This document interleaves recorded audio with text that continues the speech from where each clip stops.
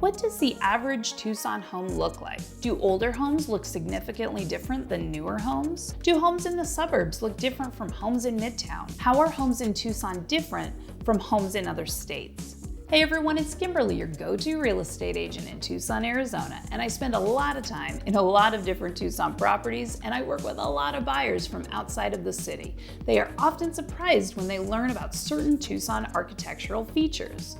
Today we're going over some of my most commonly asked questions about architecture in Tucson, and if you like what you hear, go ahead and hit that thumbs up button and consider subscribing for more future content. As always, feel free to check out some of my other videos on this channel about Tucson, Arizona and the surrounding areas, and don't be afraid to reach out to me when you want to purchase or sell Tucson real estate. All my contact information is in the description below each of my videos. Now let's talk about how Tucson architecture is different from other places and why. I want to start off by saying that in Tucson we have a lot of condos, townhomes, houses, and manufactured homes, but this video is not really going to focus on manufactured homes, and some of this doesn't apply to condos either. I'll be talking about condos in a separate video.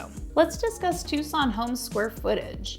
I have a lot of buyers moving here from other places where their homes are 4,000 to 5,000 or 6,000 square feet. And yes, we do have some bigger square footage homes here, but most houses are going to be more like 1,500 to 3,000 or 3,500 square feet.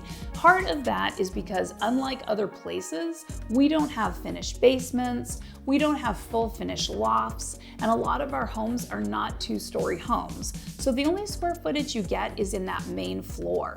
As a matter of fact, most homes that you're going to find midtown or downtown are all single-story homes. It's really just as you get further outside of the city, especially with newer construction homes, especially in the suburbs, that we're just now starting to see two-story homes built in Tucson and the surrounding areas just in the last 20 or 30 years. So speaking of space, let's talk about lot size and acreage. A lot of people move here from places where they live on 20 or more acres, and you can find that here, but you're either going to be purchasing acreage out in the middle of nowhere, or you're going to be paying a fortune for it. In general, bigger acreage tends to come with bigger homes on the acreage. Depending on where you're coming from, our roofs may be different here from what you're used to.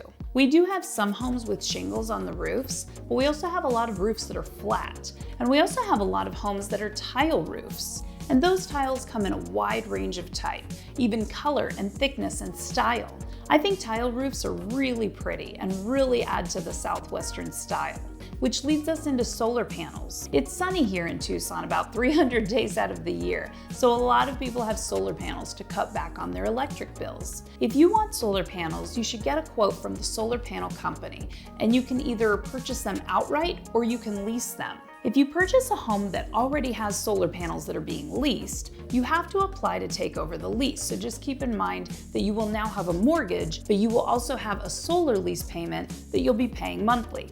If you sell a home with solar panels on them and the buyer doesn't want those solar panels, be aware that you might have to negotiate and they might ask you to remove them prior to close of escrow. That's sort of an extreme situation and kind of unlikely to happen, but just be aware that it does happen from time to time because not all buyers want to take over that lease when they purchase the home. And I know this doesn't have anything to do with architecture, but let's briefly talk about landscaping in Tucson homes. We do have desert critters here, including rattlesnakes, although they mostly keep to themselves. But a lot of Tucson homes come with big brick walls around the backyard, partially to keep out pack rats and different types of animals. A lot of people also have wrought iron fences because they're beautiful and they actually tend to look even better after they've been abused by the sun a little bit. But with wrought iron, it's not uncommon for people to put chicken wire at the bottom of the gates so that snakes and other little critters can't get in. Most homeowners don't put real grass in their backyards because it doesn't rain that often here, so they would just have to water the grass themselves, and a lot of people don't want to do that. So it's not uncommon to see either turf in the backyard or just rock or gravel. And that's actually one of my favorite things about Tucson yards because it's really low maintenance and it's really easy to take care of and it looks really pretty. If you want to spice up your backyard with color, you can always put out a couple of potted plants or put in a cactus garden. And a lot of people have citrus trees in their front or backyards because oranges, grapefruits, lemons, and limes all grow really well here. In other places in the country, I know it's fun to have a big front porch to hang out and drink your morning coffee, but in Tucson we spend most of our outside time in our backyards, so we don't have big front patios usually. Also, many Tucson homes have pools. Pools are wonderful to have in the summer, and they're great to cool off in. And they're great for exercise, and they're great if you have kids or want to have a pool party or whatever. But just remember, you have to maintain them year-round with cleaning and chemicals. And you can hire someone to do it, which is what most people do. It's definitely an added expense, and it's definitely important that you do your research to learn about pools and pool safety for purchasing a home with a pool in Tucson or anywhere. While we're on the subject of the exterior of the home, let's talk about brick versus stucco. A lot of our homes here are brick or slump block, especially homes that were built in the 1980s and prior. A lot of homes built in the 90s up until now tend to be stucco, which is why we tend to have a lot of brick homes closer into the city, and they tend to be more likely to be stucco as you get further from Midtown. Occasionally you will see some homes that have siding, but around here most of our homes are either slump block or brick or stucco. We have a wide range of styles here, but a lot of our homes have some sort of Southwestern style influence, and that can be shown in the paint colors or on the tiles on the interior of the home. We do have some homes with saltile tile floors here, which I've come to find people either love or they can't stand. It's beautiful, but it has to be restained regularly and taken care of.